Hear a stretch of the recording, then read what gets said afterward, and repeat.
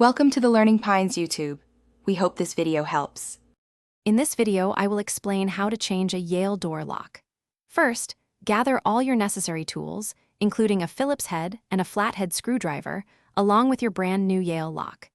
Make sure your workspace is clear and brightly lit to ensure a safe and easy process. Having a small cup or magnetic tray for screws will prevent any pieces from getting lost, making the whole job much smoother. Now, let us start by removing the old lock. You will find 2 retaining screws, usually Phillips head, on the inside plate of your door lock. Carefully unscrew these 2 screws completely, being mindful not to strip them. Once the screws are out, gently separate the 2 halves of the lock from each side of the door, pulling them straight out. This reveals the core cylinder. Next, it is time to install your new Yale lock. Carefully slide the new cylinder into the opening in your door, making sure the keyhole is positioned vertically. Then, align the exterior and interior lock plates over the cylinder, ensuring all the screw holes line up perfectly.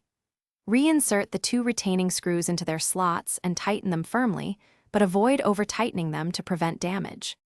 Finally, test your newly installed lock to ensure it is working perfectly. Insert your key and turn it a few times to make sure the mechanism moves smoothly without any sticking or resistance. Close the door and try locking and unlocking it from both the inside and outside. If it feels a bit stiff, you can slightly adjust the screw tightness until you achieve the smoothest operation. Thanks for watching. Consider subscribing if we helped you.